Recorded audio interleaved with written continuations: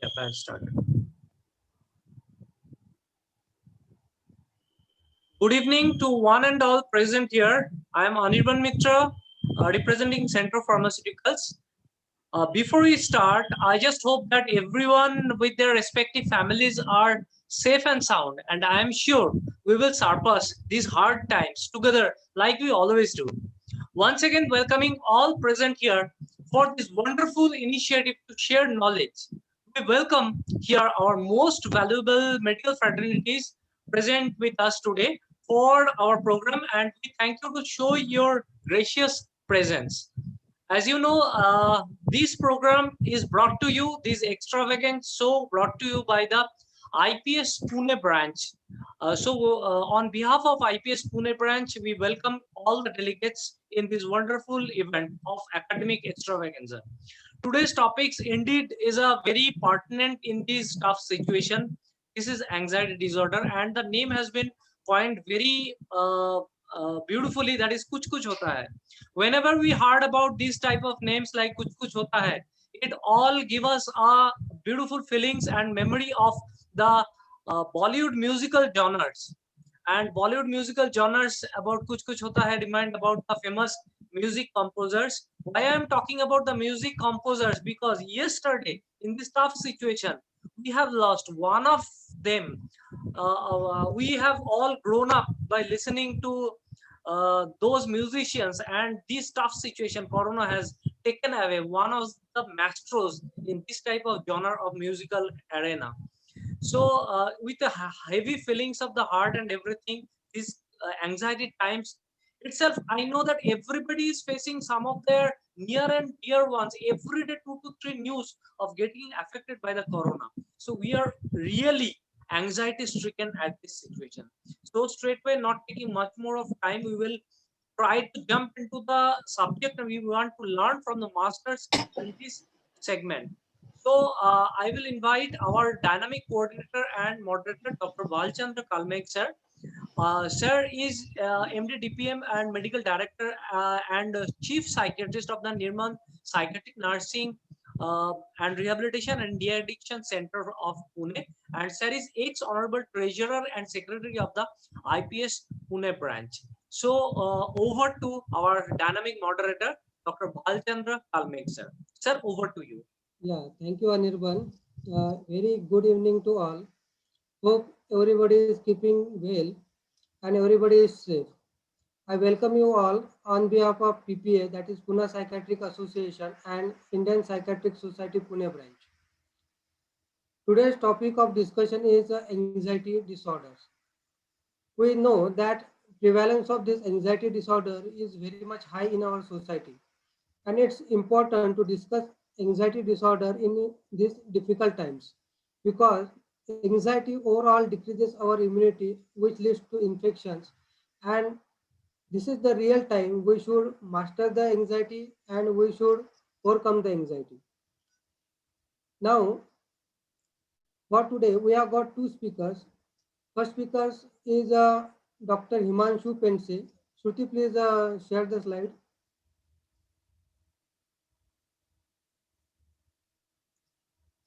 Dr. Himanshu Pense is MBBS DPM Psychiatry, member of Indian Psychiatric Society. He is a very successful and extensive practitioner since last 13 years, currently associated with Sahyadri Multi-Speciality Hospital, Hadapsar.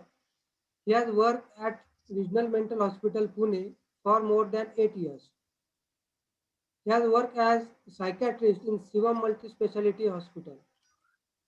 He has involved in dementia care in Jagruti Multi-Speciality Hospital. Plus, his area of interest is handling legal issues as a psychiatrist.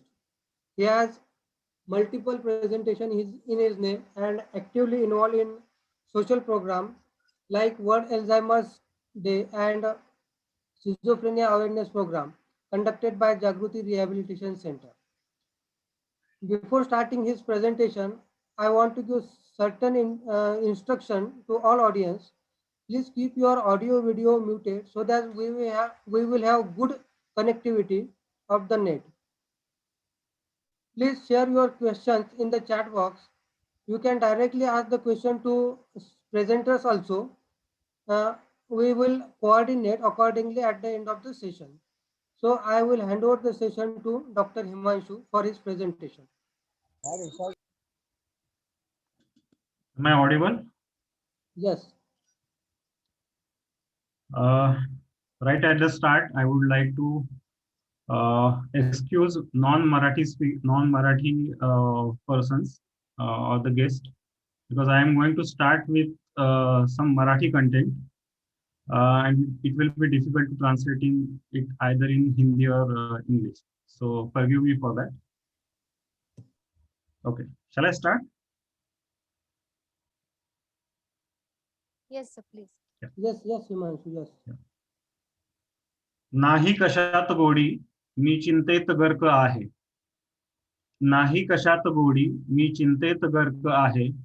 तिची आगतिकता सारेच व्यर्थ आहे. सोडीन मला ती घट्ट मिठीत आहे. आयुष्य हे फुकाचे भीतीत लिप्त आहे. होईल का सुटका कधी हा प्रश्न एक आहे. का जगणे रोज मरता हेच भाग्य आहे. हेच भाग्य आहे. एंजाइटी पेशेंट्स की व्यथा इन कुछ मराठी लाइनों से व्यक्त करने की कोशिश की थी मैंने. नमस्कार. आज आपण सर्वजण चिंता या विषयावर चिंतन करण्यासाठी जमलो आहोत. आणि हे चिंतन सोप्या स्वरूपात तुमच्या समोर कसं मांडता येईल याची खूप मोठी चिंता सध्या मला सतावते आहे. बघूया कसं होतंय ते.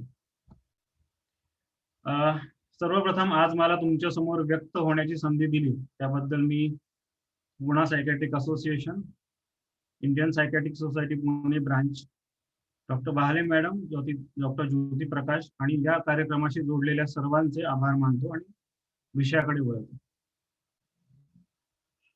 Now today's topic is anxiety. त्याला मराठीत आपण चिंता असं म्हणतो. First of all, we'll see what is anxiety, and then we'll go to what is anxiety disorder.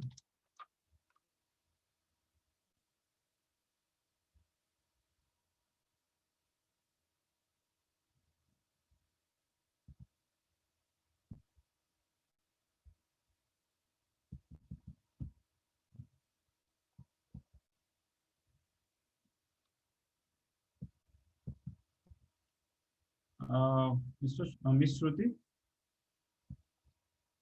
Yes, sir. Slides are not getting operating. Yes, sir. It is visible, sir. Yeah, but it is second slide. Okay.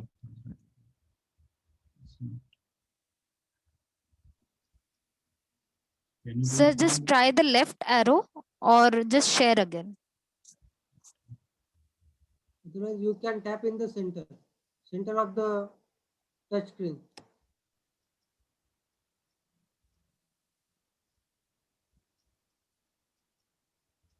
Yes, sir. Just go to full screen, sir.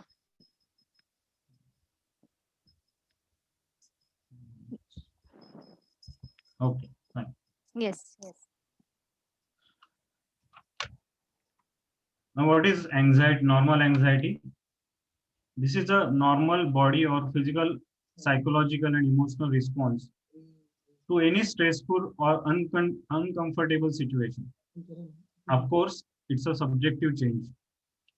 It's uncomfortable, but temporary and manageable. For example, when we go for the exams or job interviews or sitting in a giant wheel delivering a lecture like now I'm doing. So these are the situations of normal anxiety. Now, right now I have lot many anxieties, like will I be able to deliver this talk properly? Will it appeal to the viewers? Will I be able to meet the standards set by speakers in previous programs? आणि शेवटी lecture संपायला फार उशीर झाला तर बायको ओरडेल का? But these worries are manageable. I know बायकोशी 2 शब्द गोड बोलले आणि थोडी महाराजांची स्तुती केली की सगळं ओके होईल. आणि प्रेझेंटेशन मध्ये काही चुकलं तर माझ्या मागून पूनम मॅडम आहेतच सांभाळून घ्यायला. So this normal anxiety is not going to bother me much, but story is entirely different when it comes to anxiety disorder. Now, why anxiety disorder differs from normal anxiety? Because it is much severe in response. It is repetitive and persistent. It is out of proportion to the situation. It's irrational. It is disabling, and interfering into daily functioning, social functioning, and interpersonal functioning. And it requires constant attention. That's why anxiety disorder is different from normal anxiety. Now about anxiety disorders, ज्याला मराठीमध्ये चिंता रोग किंवा चिंता विकृती असंही म्हणतात. Normal anxiety produces two responses, either fight or flight. But in anxiety disorder, there is one additional response that is called as avoidance. And this avoidance aggravates and concretizes anxiety more, which leads to anxiety disorder. Now, with this introduction, let's come to the symptoms of anxiety. Now, there are two types of symptoms, physical and psychological or emotional. Like you can see on screen, in physical, you have trembling, muscle tension, headache, shortness of breath, fatigue, startle response, palpitations, sweating, dry mouth, difficulty in swallowing, abdominal discomfort, increased urinary frequency, chest discomfort, chest pain, and so on. There are multiple symptoms.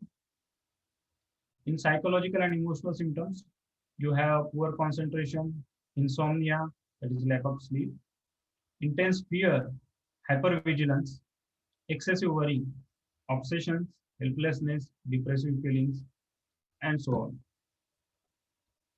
Now, going on to epidemiology of anxiety. Now, anxiety is more common in women than men. Lifetime prevalence is ranging from 1% to 10% in descending order of common occurrence. It is most common anxiety disorder is phobia, that is up to 10%. Then next comes is generalized anxiety disorder, that is 5 to 8%. Then panic disorder, 1.5 to 4%, and so on. Then social anxiety, all things come.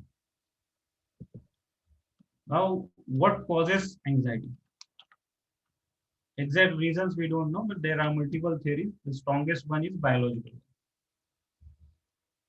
Now, this anxiety is regulated by amygdala in the brain. Reduced activity at benzodiazepine receptors and GABA system is responsible for producing anxiety. Because as you know, GABA system is inhibitory system. If that system is not functioning properly, we get excitatory responses that leads to anxiety. Then increased noradrenergic and dopaminergic activity is also responsible for anxiety production. Serotonin dysregulation is also there. Second theory is psychoanalytic. According to Freud, conscious expression of unconscious impulses, mostly sexual or aggressive, leads to anxiety in later age. Next is learning theory.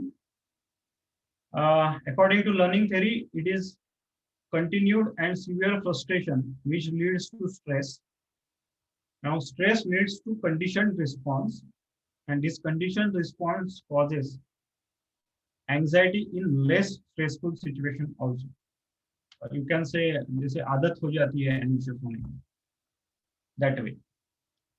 In learning theory, another aspect is the anxiety can be learned from parents also. One of the parents or both parents are having anxious personality or anxiety disorder. The children growing up in the home learn or tend to be anxious for a period of time as the age progresses. And last is genetic theory. Next, we come to the classification of anxiety disorders. Now, there are many anxiety disorders. I have taken the major ones. First is generalized anxiety disorder. Next is panic disorder. Then comes phobias, OCD, obsessive compulsive disorder, PTSD, post-traumatic stress disorder, and acute stress reaction, separation anxiety disorder. And there are many more. Now we will come to the first part. What is generalized anxiety disorder? काय सांगू, आमचे हे शिंकले ना तरी सुद्धा मला tension येते. Now this, ज्यांना मराठी कळलं असेल त्यांना कळेल की हे असे डायलॉग्स घराघरामध्ये ऐकायला मिळतात. इतक्या छोट्या छोट्या गोष्टींची चिंता ज्या पेशंट्सना वाटू लागते त्यांना जनरलाइज्ड एंजाइटी डिसऑर्डर असू शकतो. Now, GAD is defined as non-specific persistent fear and worry with duration of 6 months or more. It is overly concerned about everyday matters or the small things. And it is characterized by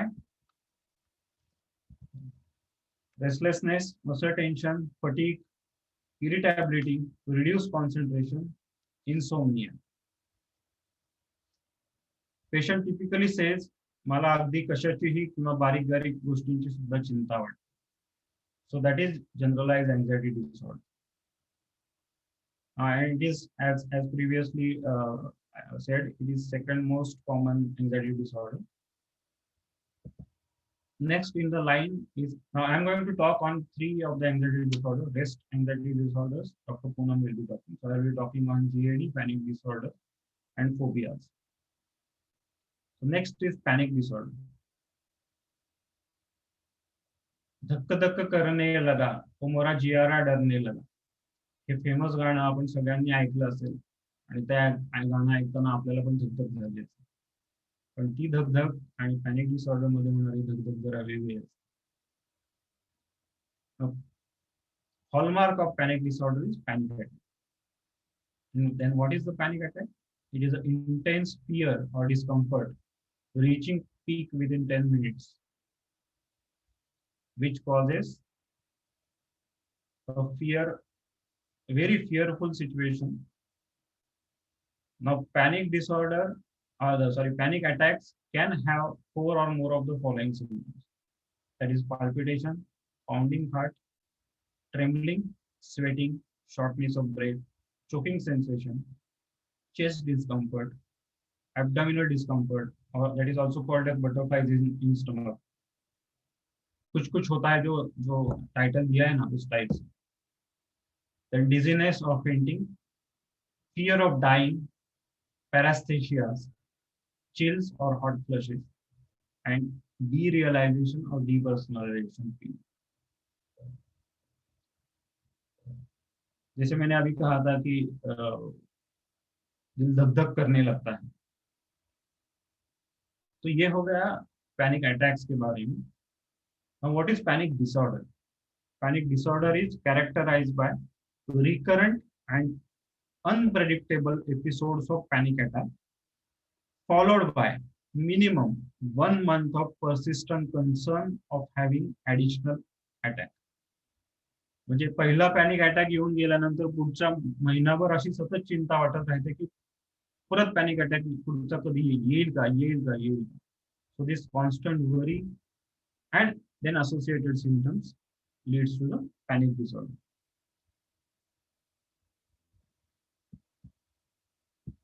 Next in the line is phobias.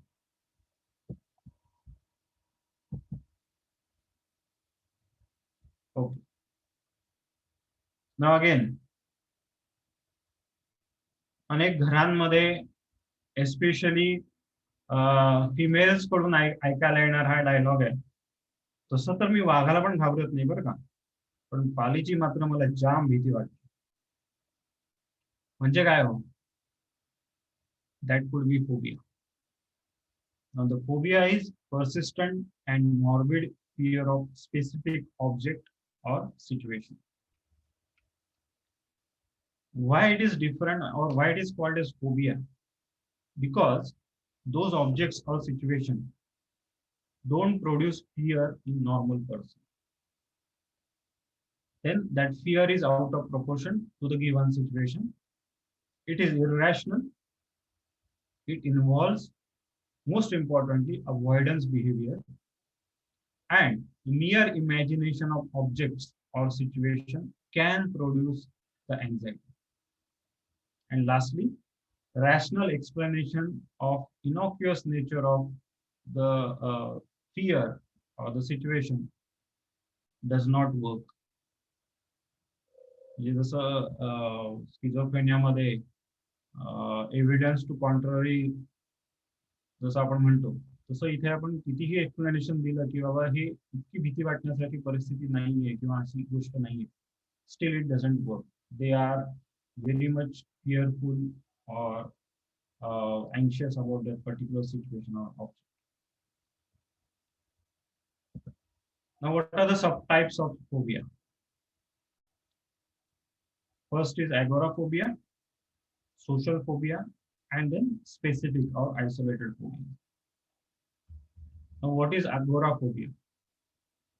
This is typically called as fear of marketplaces,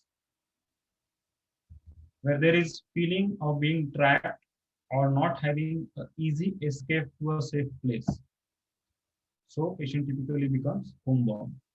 म्हणजे for example patient बसमधनं प्रवास करतोय किंवा एखाद्या यात्रेला गेलाय किंवा एखाद्या गर्दीच्या ठिकाणी गेलाय आणि तिथे त्याला रिअलाइज व्हायला लागते, जर मला इथे काही त्रास झाला तर मी इथनं बाहेर पडू शकेन का, आणि ती भीती that particular thought leads to agoraphobia or anxiety related to that.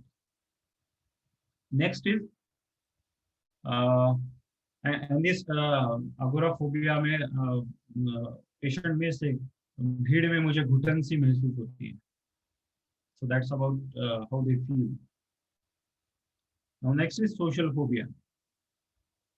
Now these are the situations where there is a possibility of observation and criticism by others. For example, meeting rooms, parties, canteen, stage performances, or maybe like a presentation which I'm doing right now.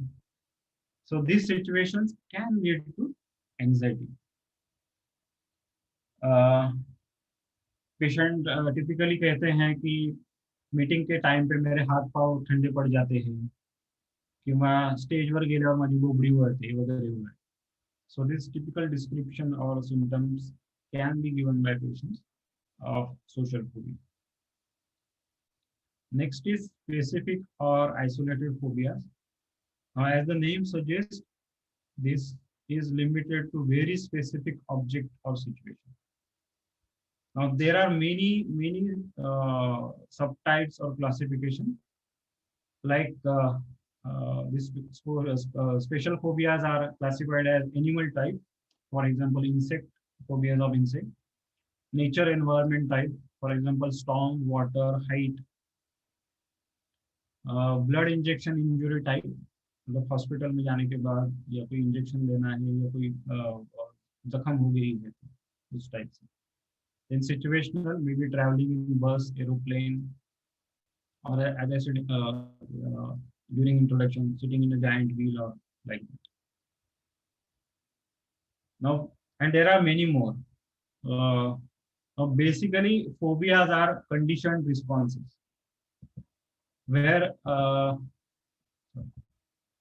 there is an association of phobic object with frightening experience. Over a period of time, as we saw in etiology, this is again a part of learned behavior. It gets conditioned in brain, and there is a specific association between phobic object and frightening experiences. Now, this was in short about, there is much more to talk about these anxiety disorders, but I think we'll go that in question and answer sessions instead of going more theoretical from my side. So this was all about these three subtypes of anxiety. Now, talking about their treatment, the treatment part is not a part of today's discussion, but I will just briefly name what are the treatment strategies which are generally advocated. That is behavior therapy, like flooding, systematic desensitization, positive negative reinforcement, inclusion, graded exposure, response prevention, stop thought, relaxation, hypnosis, and so on. Then there is supportive psychotherapy, which aims at promoting good adaptive coping mechanisms, insight-oriented psychotherapy, when there is a clear indication that anxiety is secondary to unconscious conflict, and of course, cognitive therapy for distorted thoughts. So this is in short about treatment and in short about these three subtypes of anxiety disorders. That is GAD, panic, and phobias. The rest, Dr. Poonam is going to talk. अंत में मैं इतना ही कहूंगा कि डर के आगे जीत है. So all of us should fight, should recognize, and should involve into treating and relieving anxiety disorders. Thank you. Rajendra?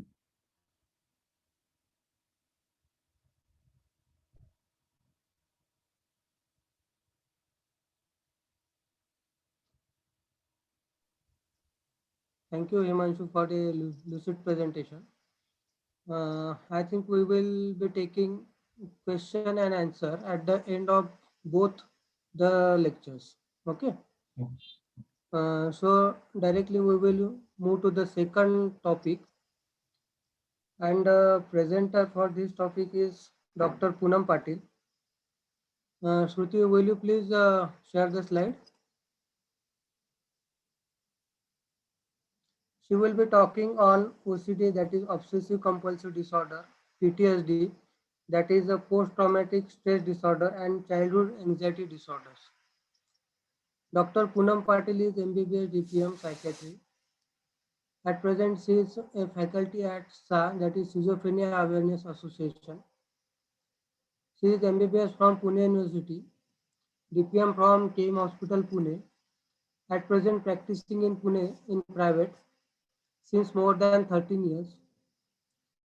She was working as senior resident and clinical tutor at SKNMC and DY Patil Medical College. She has also worked in Sri Seva Foundation at Shirwar. She has 2 international papers in her credits, both on depression. She is a member of Indian Psychiatric Society,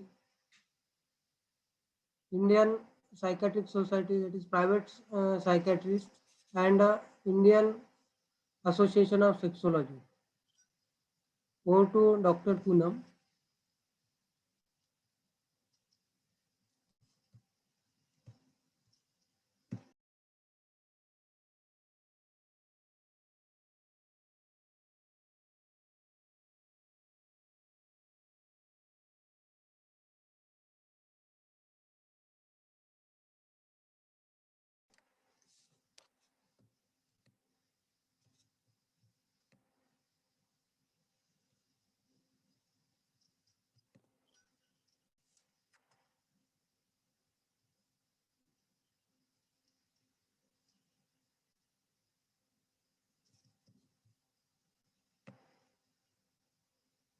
Are slides visible?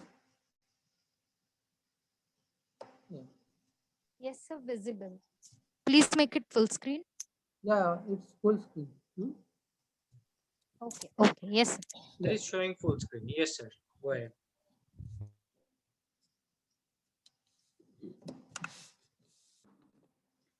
Thank you, Dr. Balchandra. And first of all, I would like to thank PPA and IPS Pune branch for giving me this opportunity to be here and giving a presentation on anxiety disorders. First of all, I would like to say that the presentation is purely on a practical base so that it is easier for the listeners or the delegates to identify the case and the presentation of it. So not much elaboration on the theoretical aspects of the disorders is being shared over here. So I'll be talking mostly on the OCD, that is obsessive compulsive disorder, PTSD, that is post-traumatic stress disorder, and childhood separation anxiety disorder. So we'll start with the OCD. So OCD itself says that it's an obsessive compulsive disorder.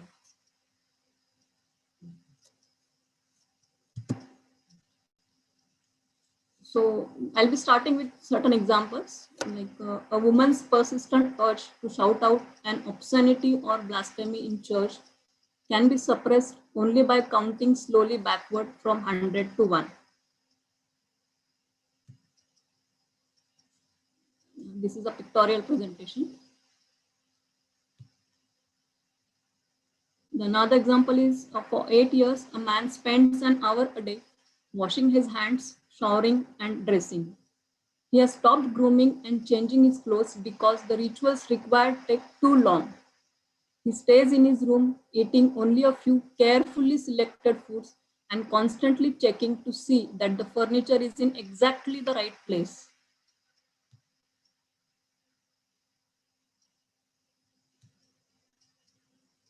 So this picture itself indicates that there is an contamination, obsessions, and cleaning. So here it shows that there's a need for a just right feeling, or what you can say, it's a transition compulsions.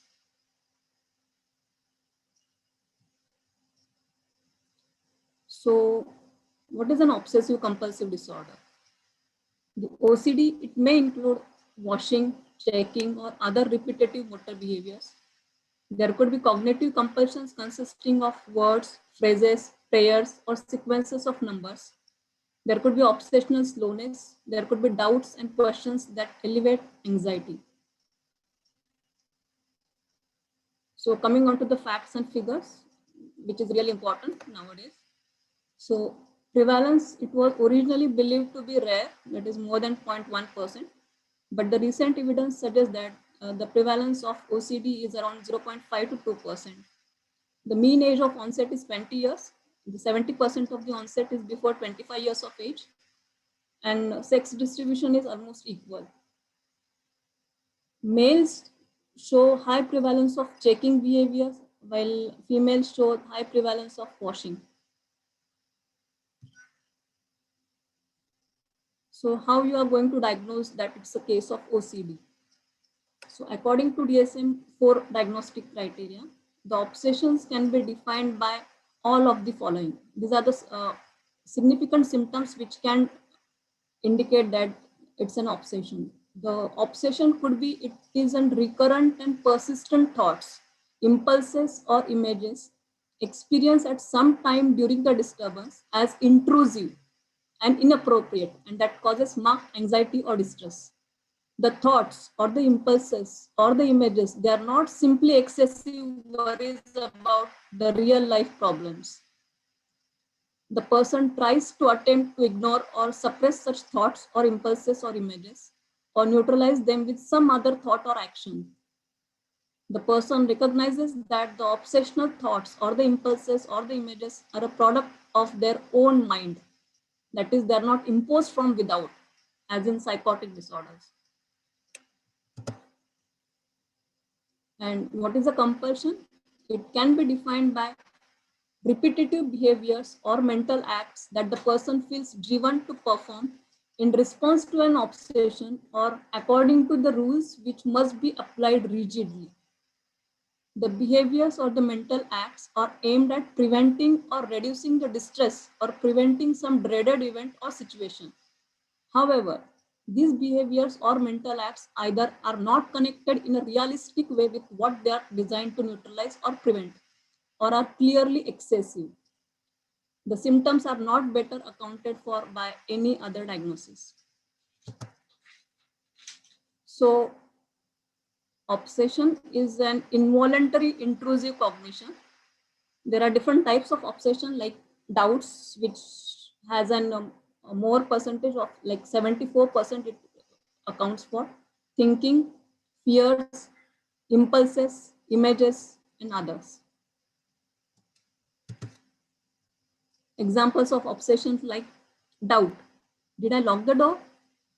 Thought that he had a cancer. Or there could be thought or image that he had knocked someone down in his car. There could be impulse or thought to shout obscenities in the church. There could be image of corpse rotting away. There could be an impulse to drink from ink pot and to strangle the sun. So themes in obsession could be contamination, dirt, disease, illness, which accounts for 46%. There could be violence and aggression, which accounts for 29%. There could be moral and religious topics, which accounts for 11%. More commonly seen, symmetry and sequence, 27%. Sex or sexual thoughts, 10%. And others accounts for 22%. So the themes often reflect contemporary concerns that the devil, germs, or fear of acquiring AIDS. Coming on to the examples of compulsions. So compulsion is an behavior aimed at reducing anxiety arrived out of obsessive thoughts. So examples of compulsions could be scanning the text for life, having read death, touching the ground after swallowing saliva, driving back to check he hadn't knocked someone down in his car, counting 6, 5, 8, 3, 7, 4 in your head, or repetitive hand washing.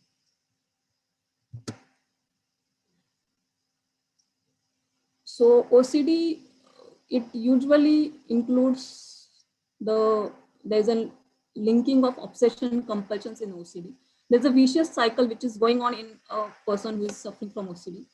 So first of all, the stimulus is an obsessive thought, which increases extreme anxiety. And to reduce that anxiety, the person enters into a compulsive behavior, compulsive acts, which takes care of the excessive mounting anxiety. The person gets relief.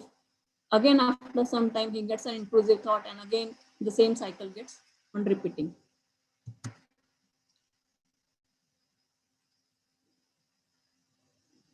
There is a slight difference between OCD and a normal experience.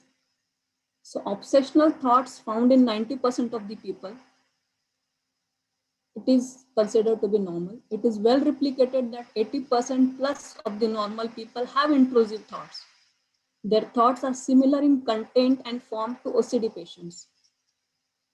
In compulsions, many people have compulsions such as stereotyped or superstitious behaviors.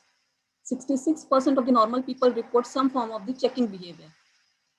So is OCD a qualitatively distinct disorder? So I think this slide is very well explained. I think what is an OCD and what is not an OCD. There are many things which we as a professionals, we must be doing in our day-to-day life, but that does not encompass a case of OCD. So what is an OCD? A man who washes his hands 100 times a day until they are red and raw is an OCD. A woman who unfailingly washes her hands before every meal, it is not an OCD. A woman who locks and relocks her door before going to work every day for half an hour religiously is an OCD. A woman who double checks that her apartment door and windows are locked each night before she goes to bed, this is not an OCD. This is an everyday ritual that every one of us is doing. A college student who must tap on the door frame of every classroom 14 times before entering the class is an OCD. A musician who practices the difficult passage over and over again until it's perfect is not an OCD. A man who stores 19 years of newspapers just in case if they're required with no system for filing or retrieving is an OCD. A woman who dedicates her spare time and money to building her record collection is not an OCD.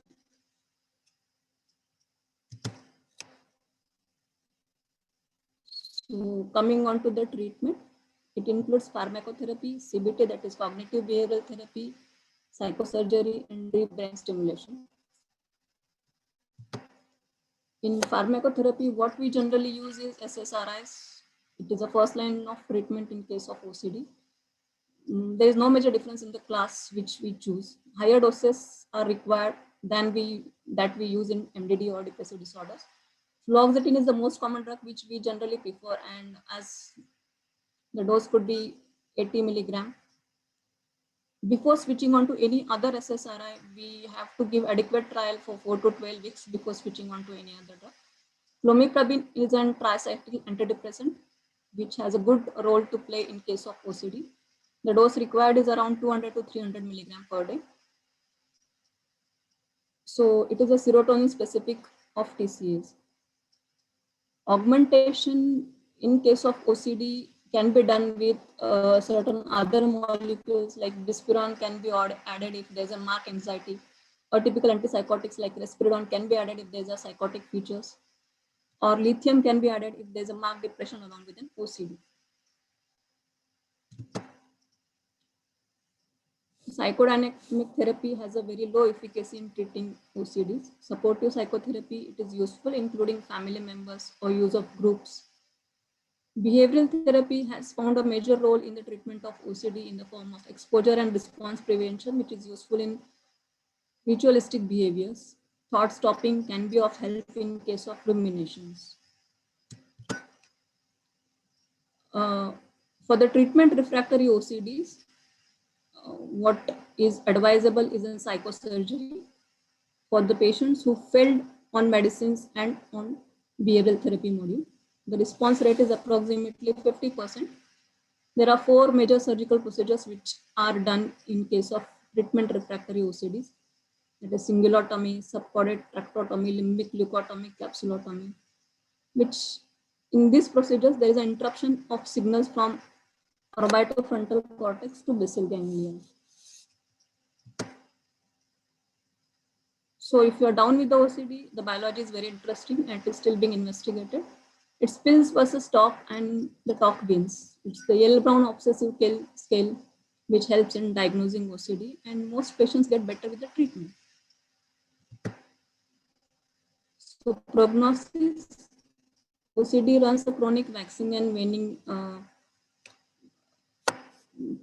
course. The relapse rates are high after stopping the medications.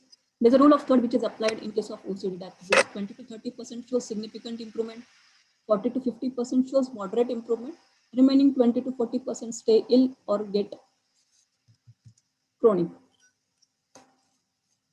Coming on to the next anxiety disorder is a post-traumatic stress disorder. So what is a post-traumatic stress disorder? It is usually seen after any road traffic accident, any sexual abuse like rape, after war, survivors of the war.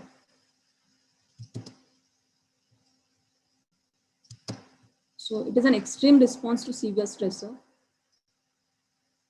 which can give rise to anxiety, avoidance of stimuli associated with the trauma, emotional numbing. There could be exposure to a traumatic event that involves actual or threatened death or injury. Example, war, rape, natural disaster. This trauma leads to intense fear or helplessness. And the symptoms are present for more than a month. So women who are highly affected and they show higher prevalence of PTSD. Rape being most common type of trauma. So there are 4 categories of symptoms in cases of PTSD. These are like intrusively re-experiencing the traumatic event in the form of nightmares, intrusive thoughts or images. There could be avoidance of stimuli. Example like refuse to talk, refuse to walk on the street where rape has occurred. Other signs of mood and cognitive changes like memory loss, negative thoughts and emotions, self-blame, blaming others, or withdrawal from the surrounding. There could be increased arousal and reactivity in the form of irritability, aggressiveness, recklessness, or self-destructiveness, insomnia, difficulty concentrating, hypervigilance, or exaggerated startle response. It tends to be chronic. There is a higher risk of suicide and self-injuries or illnesses. So according to DSM-5, there are various criteria for diagnosing it as a PTSD. So the first one is the person was exposed to death or threatened death, actual or threatened serious injury, or witnessed actual or threatened sexual violation, in one or more of the following ways: experiencing the event personally, witnessing the event, learning that a violent or accidental death or threat of a death occurred to a close other, or experiencing repeated or extreme exposure to aversive details of the events other than through the media, like first responders collecting body parts, police officers repeatedly exposed to details of the child abuse. B, there could be at least one of the following intrusive symptoms, like recurrent, involuntary, and intrusive distressing memories of the trauma, or in children, repetitive play regarding the trauma themes, recurrent distressing dreams related to the event, dissociative reactions like flashbacks in which the individual feels or acts as if the traumas were recurring. In children, we can see reenactment during play. Or there could be intense or prolonged distress or physiological reactivity in response to reminders of the trauma. There could be at least one of the following avoidance symptoms. Avoids internal reminders like thoughts, feelings, or physical sensations that arouse recollections of trauma. Avoids external reminders like people, places, conversations, activities, objects, or situations.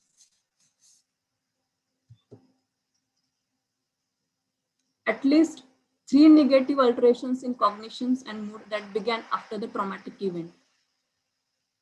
It could be anything from inability to remember an important aspect of traumatic event.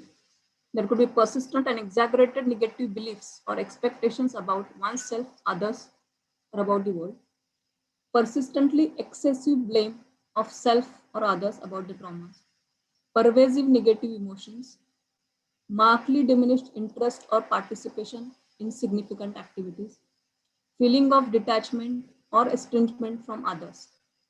There's a persistent inability to experience positive emotions, unable to have loving feelings, or psychic numbing. There could be at least 3 of the following alterations in arousal and reactivity that began to worsen after the trauma.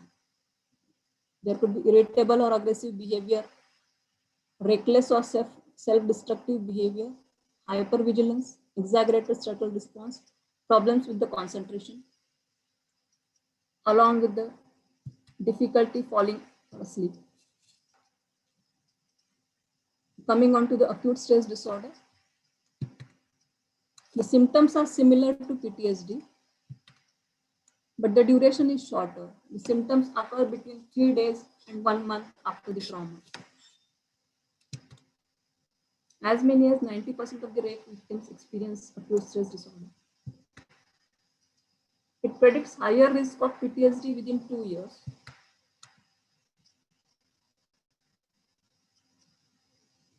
So the diagnostic criteria in the symptomatology is almost similar to the PTSD. Like the person was exposed to death or threatened death, actual or threatened serious injury, or actual or threatened sexual violation in one or more of the following ways, like experiencing the event personally, witnessing the event, learning that a violent or accidental death or threat of a death occurred to a close other, experiencing the repeated or extreme exposure to aversive details of the events. There could be at least 8 of the following symptoms that began or worsened since the trauma and lasted for a brief period of 3 days to 31 days. So there could be recurrent, involuntary, and intrusive distressing memories of the traumatic event, recurrent distressing dreams related to the traumatic event. There could be dissociative reactions in the form of flashbacks in which the individual feels or acts as if the traumatic event were recurring. There could be intense or prolonged psychological distress or physiological reactivity and exposure to reminders of the traumatic event. A subjective sense of reality of one's surroundings or oneself. The ability to remember at least one important aspect of the traumatic event. Avoids internal reminders that arouse recollections of the traumatic event. Avoids external reminders that arouse recollections of the traumatic event. Sleep disturbances, hypervigilance, irritable or aggressive behavior. So what is the etiology of PTSD? The common risk factors with other anxiety disorders also play a role in the etiology of PTSD, like genetic factors. There could be overactive amygdala, childhood exposure to traumatic event, selective attention, neuroticism, and negative affectivity. So unique factors which can lead to PTSD, like severity and type of trauma. Neurobiological theory says that there is a smaller hippocampal volume which is linked to PTSD. Avoidance, coping, dissociation, memory suppression. So coming on to the treatment, it includes the medication which are used, selective serotonin reuptake inhibitors. Relapse is common if the medication is stopped.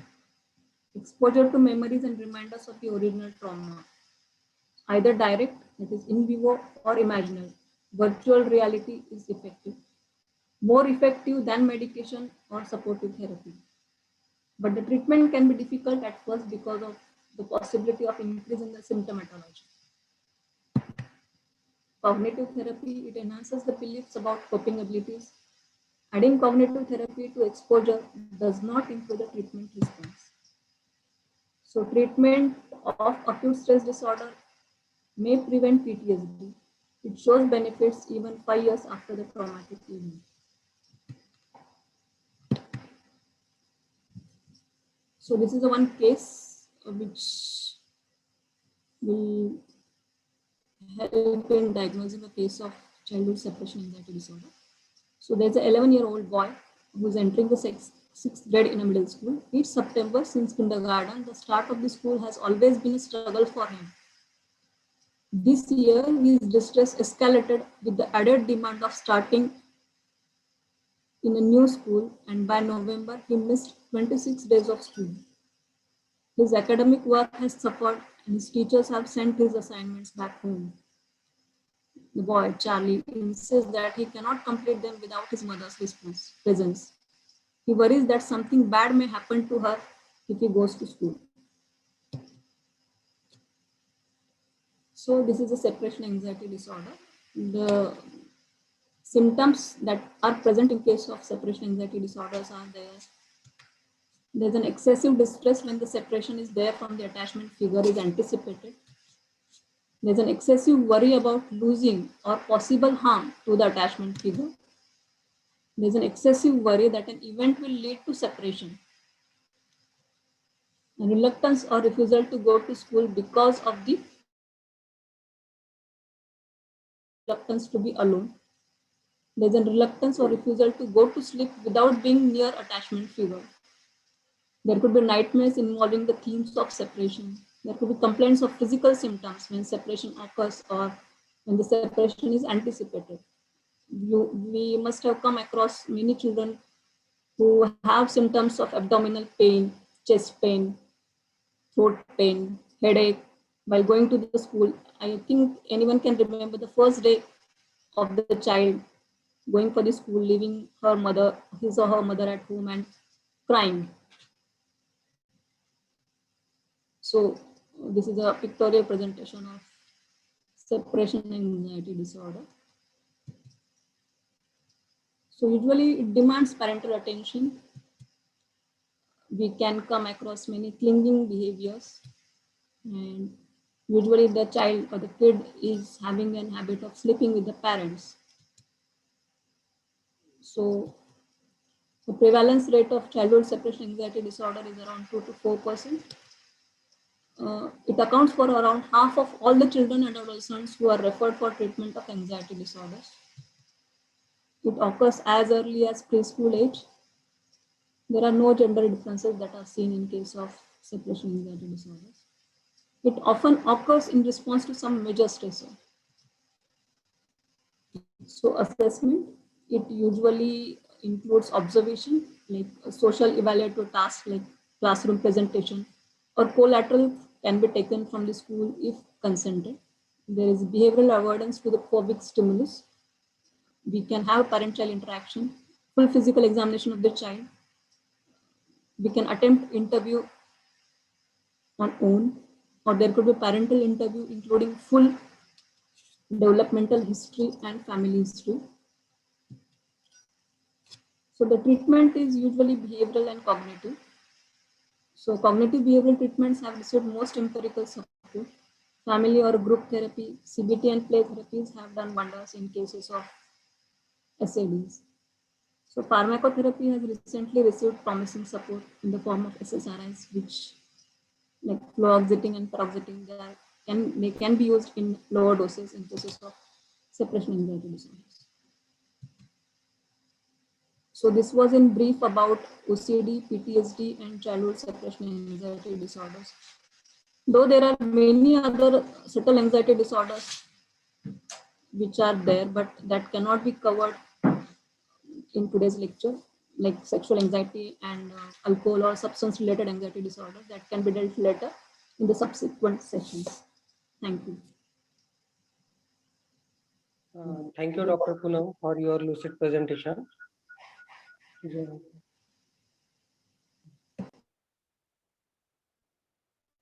Okay, now we will move to question and answer session.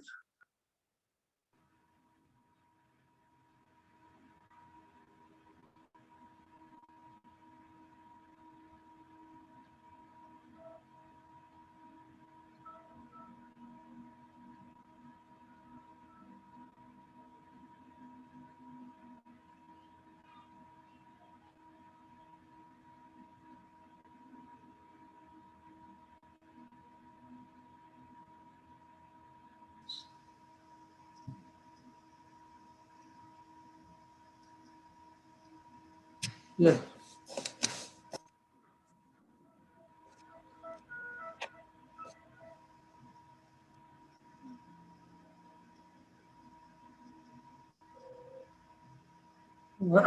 This is the Himanshu. We will move to the question and answer session. Yes, yes. Yeah. There is one question that what common tips you would like to give to reduce anxiety in this difficult time of the pandemic? So what are the common tips to reduce the anxiety?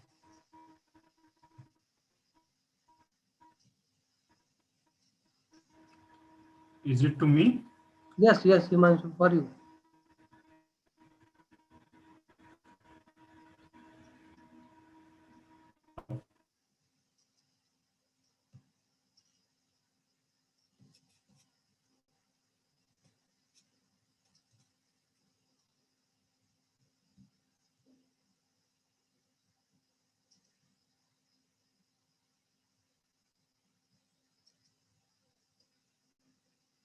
You are not audible, Himanshu.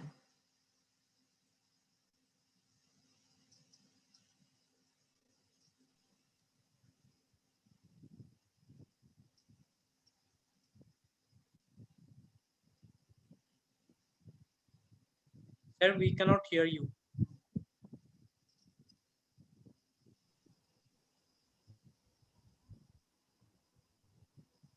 I think sir is got disconnected. Okay. No problem. We will keep this question for him. When he Yeah. will come, we can Next. ask him again. So we will move to the next question. Is there any increase in anxiety in the patients with hypertension, nephropathy, or diabetes mellitus? This is the question for Poonam madam.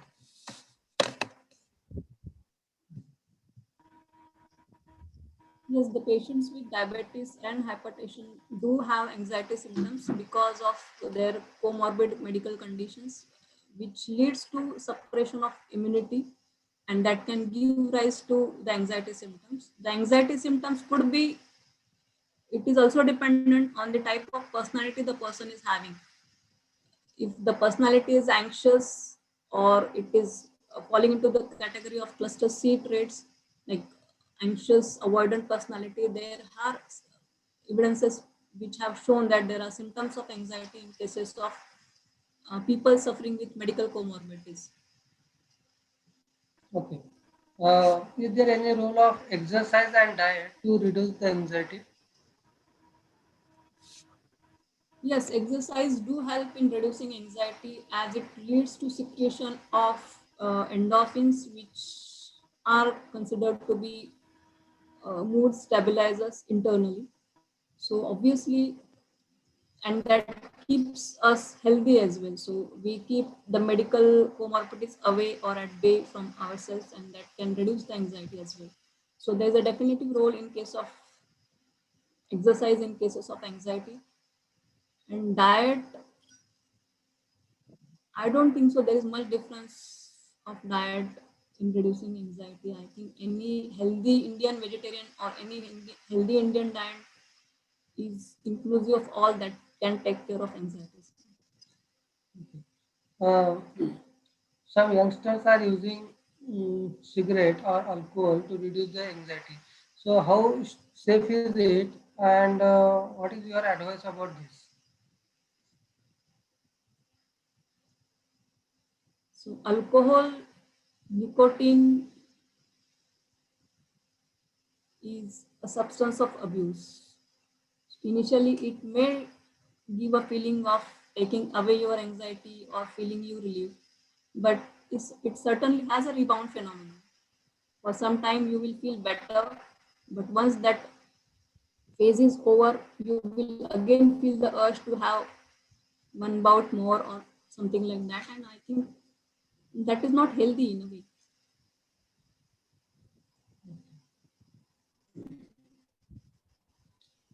Do you think that there is increase in generalized anxiety disorder or OCD during this pandemic?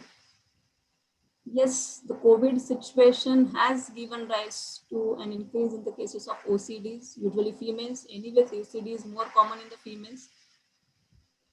But I have seen certain cases wherein the females are much more happier because not only they are doing the repetitive rituals, but their other family members are also involved in doing the same things, repetitive hand washing. Yes.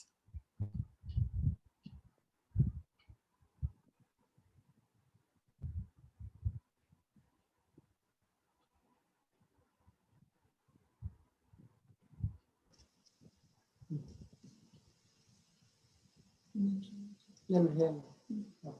So Himanshu, we have kept your question for you. So what are the common tips you would like to give to reduce the anxiety in this difficult time of pandemic? Okay. As we know, this is extremely difficult situation for everyone, including us. But then there is a way out if we keep a hope. The first and foremost thing that we should do is to accept the situation. That's the first and important step towards managing the situation. Once we accept the situation, we'll know what to do next. That is problem solving or solution. Most importantly, we should keep away from social media as much as possible. ऐसे group से बाहर निकलो जहाँ पे दिन और रात इतने मरे उतने मरे, यहाँ पे बेड नहीं है, वहाँ पे बेड नहीं है, यहाँ ऑक्सीजन नहीं है, वहाँ ऑक्सीजन नहीं है, ऐसी न्यूज आती रहती है. Because this news, these things are going to increase your anxiety. If there are certain groups, especially WhatsApp groups, which are bombarding a negative news constantly, you should exit from that group. Avoid watching excessive TV channels, especially news channels, which are again coloring negative news day in and day out. Try to talk about positivity around you. Then avoid long WhatsApp chats and debates about current situations or the negative things happening around you. Take this situation as an opportunity rather than difficulty. You have a time, dedicate to yourself and to your family. Spend quality time with yourself and your family, your children. Enjoy, if you have small children at home, enjoy their childhood. ये समय वापस नहीं आएगा या ये वक्त वापस नहीं मिलेगा. Then you can nurture the hobbies. If you don't have, you can learn them so that they will be helpful for rest of the your life. You can do small new things. What is important is one small new thing daily can can increase your enthusiasm and or can keep your motivation going on. कितीही लहान गोष्ट असू दे, एक एक तरी नवीन गोष्ट रोज करायची हे ठरवून घ्या. मग ते काही असेल, मग ते घरातली अरेंजमेंट बदलणं असेल, एखाद्या वेळेला एखादी नवीन डिश करणं असेल, कुठल्या तरी एखाद्या शाळेतल्या जुन्या मित्रमैत्रिणीशी ज्याच्याशी आपण वर्षानुवर्ष बोललो नाही त्याच्याशी फोनवर बोलणं असेल. It could be anything, any small thing. But one new thing in a day can help you a lot. Then other common things जे सगळीकडे आपण वाचतो, आपल्याला ऍडवाइस केलं जातं, exercise, meditation, yoga, good habits like reading, listening to a good music and talking a lot with your family members, to your near and dear ones, not about the situation, a casual talk, maybe your cheerful memories. So these are a few common things which can be done to tide over this difficult situation.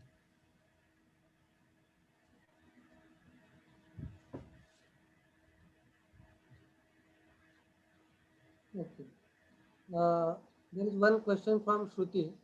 She is asking that generally a patient of OCD has a tendency to wash hand repeatedly. Uh, During the COVID period, how to keep check on such patients? Dr. Poonam can answer this question. How to keep check on patients of OCD during COVID time? So while dealing with such patients, maybe we need to assess the OCD rituals, whether they are same as happening before the COVID pandemic, or the frequency or the intensity has increased during the pandemic period. And if the intensity is increased and it is giving rise to a major disruption in their day-to-day activity or maintaining their daily routine, so we need to put them on adequate SSRIs, or for that matter TCS, whichever has been helpful to them. And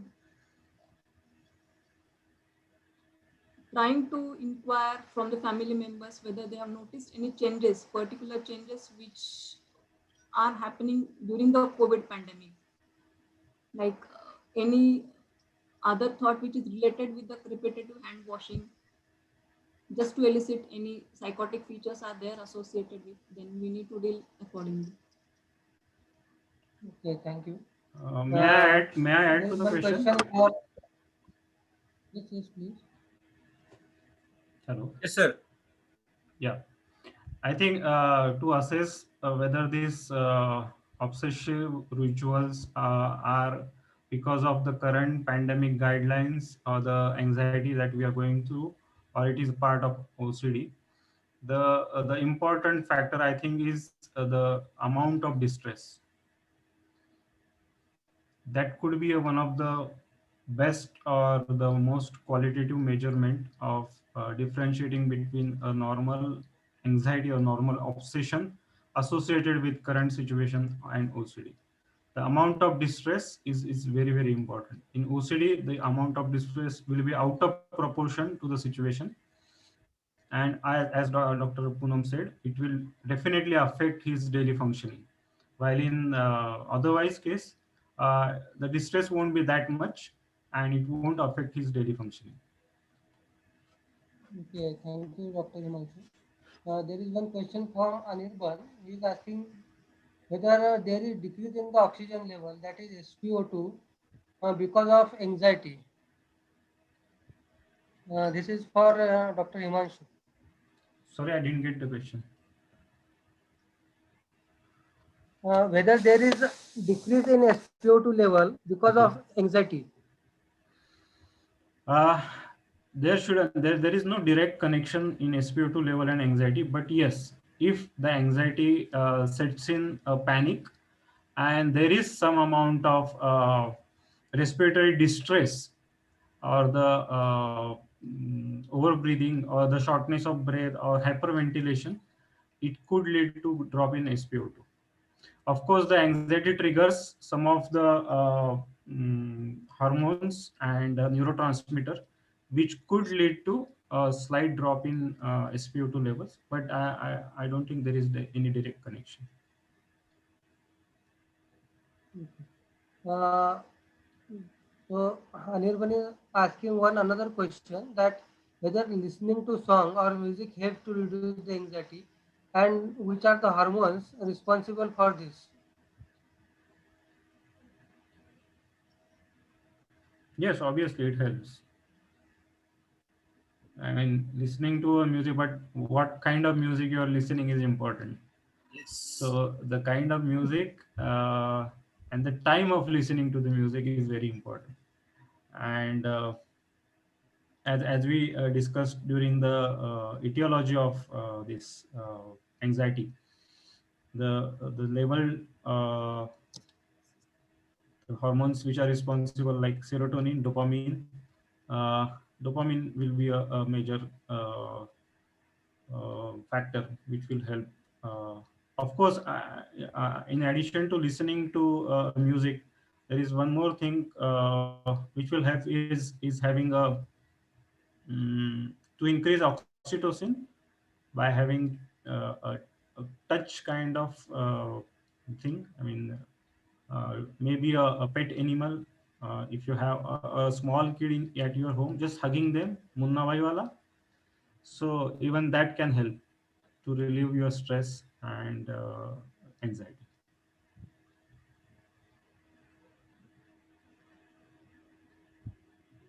Sir, I have one question. Yeah. Sir, related to this anxiety part, like there are people who suffer with social anxiety disorder, and they find difficult in public speaking and coming out. Now, Hmm. there in last, before last year, they were the treatment, there were suggestions from the clinicians. People were trying, to go in public and trying to overcome those anxiety disorders. But now, what has happened in during this last 1.5 years, the public, connect has come down considerably. So people have been asked not to connect with people. So, do you think that once the situations, in this situation, those these type of patients will have more difficult, and once the situation is over and when the situation will be normal, then they will have faced much more difficult challenges. And in during this period, sir, any suggestion you can give to those people those who are suffering with social anxiety disorder per se? Uh, I would say otherwise. अब social anxiety वाले अभी happy होंगे. साला, किसी को face ही नहीं करना है तो एंजाइटी That's what नहीं I'm है, saying. अच्छा They है. will be happy, but they were trying to overcome those anxiety with the help of clinician Yes, and with yes, yes, your yes, yes, yes, intervention. yes. There it will be find little difficult. Yeah, it will be difficult, but then right now the priorities are different. So right now the safety is topmost priority. So even these social anxiety things can be practiced virtually also.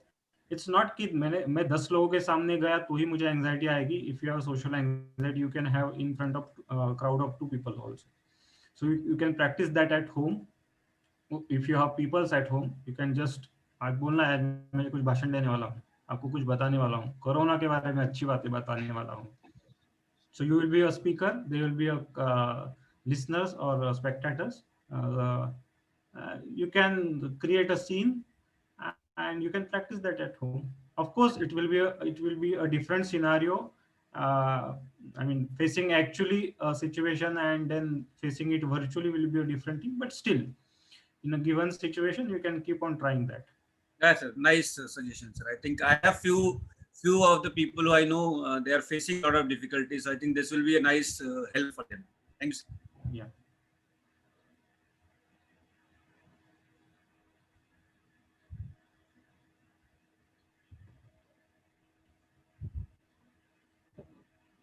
I think anyone just in sir Yeah. Kalmik Now sir. there is one last question.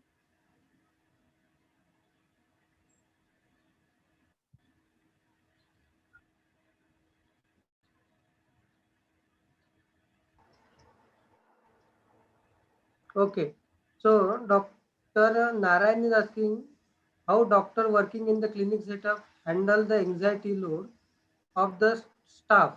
Particularly, he is asking about the staff due to aggravated COVID situation.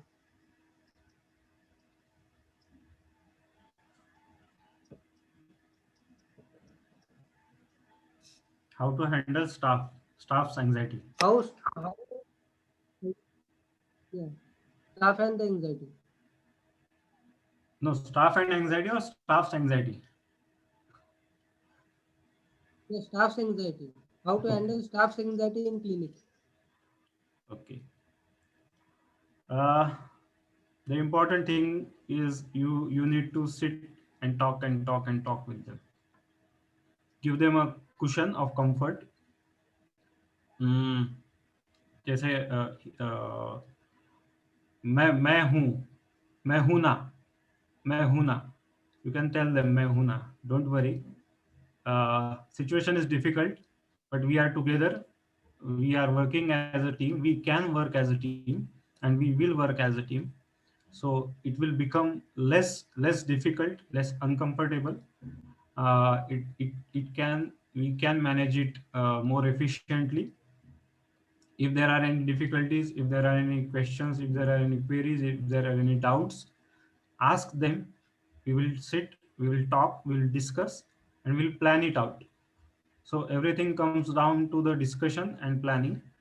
And I think that can reduce the anxiety to a major extent.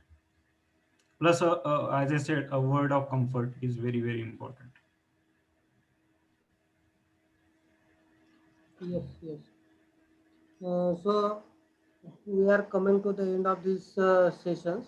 The question answer session is also over. Now I would like to thank both the speakers, Dr. Himanshu and Dr. Poonam, for their lucid presentation. Also, I would like to thank all the audiences for joining the sessions.